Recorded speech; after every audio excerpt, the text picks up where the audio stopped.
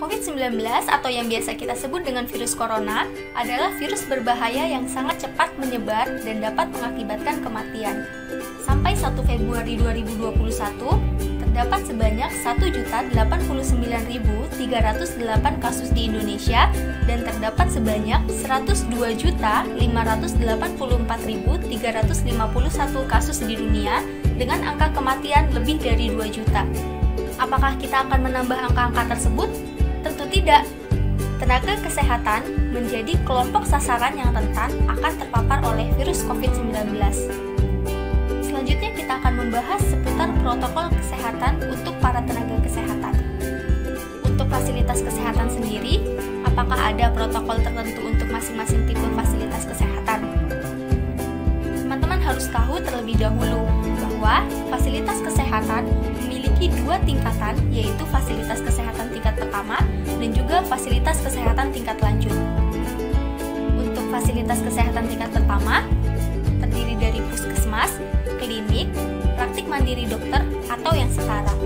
Sedangkan untuk fasilitas kesehatan tingkat lanjut, terdiri dari rumah sakit umum, baik milik pemerintah maupun milik swasta yang telah memiliki ruang-ruang khusus pada tingkat lanjutan.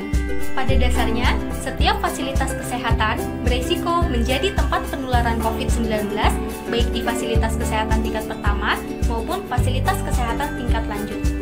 Oleh karena itu, protokol kesehatan yang diterapkan di fasilitas kesehatan berdasarkan pada tingkat resiko tertular COVID-19 dan bukan pada tipe fasilitas kesehatannya.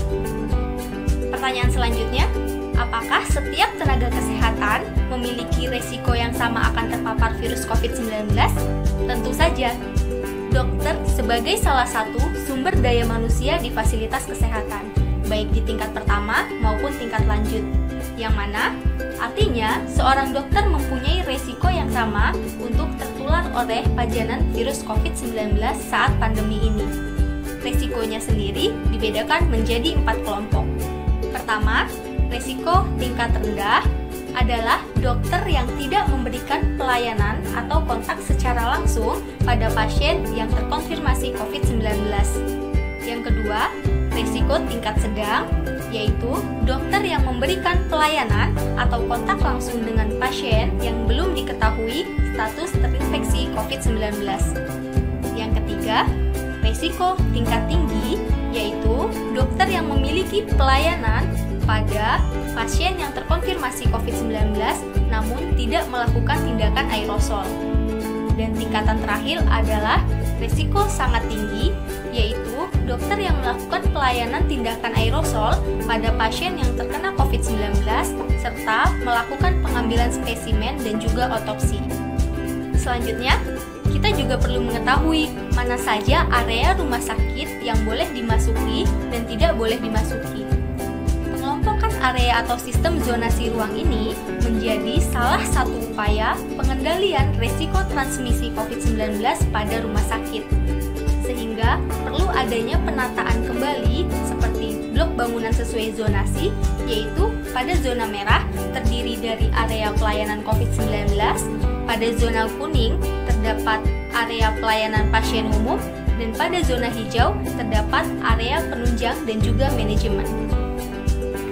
Selanjutnya, pasti kalian hanya mengetahui bahwa seragam APD yang digunakan untuk tenaga kesehatan hanyalah berbentuk baju hazmat yang dilengkapi dengan masker dan juga face shield.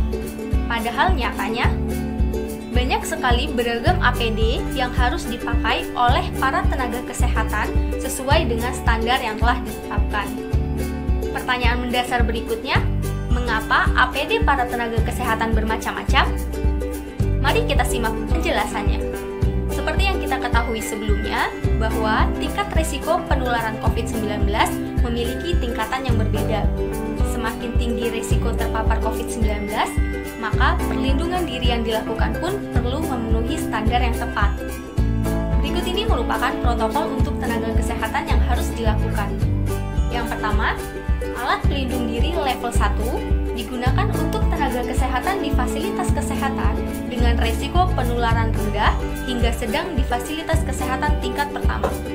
Alat pelindung diri level 1 yaitu baju scrub atau baju kerja, pelindung kaki, penutup kepala, masker bedah, sarung tangan lateks, dan juga pelindung mata atau wajah.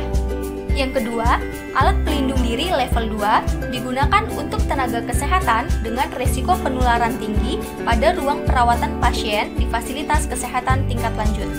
Alat pelindung diri level 2 yaitu baju scrub atau baju kerja, pelindung kaki, penutup kepala, masker bedah, sarung tangan lateks, pelindung mata atau wajah, dan juga gown. Yang ketiga, alat pelindung diri level 3 digunakan untuk tenaga kesehatan dengan resiko penularan sangat tinggi di ruang isolasi COVID-19 pada fasilitas kesehatan tingkat lanjut.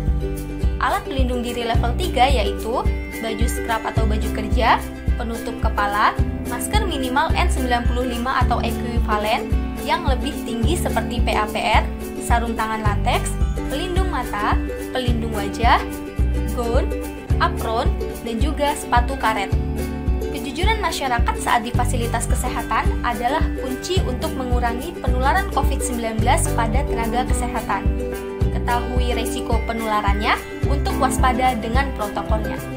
Oleh karena itu, marilah kita secara bersama-sama memenuhi protokol kesehatan baik di masyarakat maupun di tingkat fasilitas kesehatan yang ada.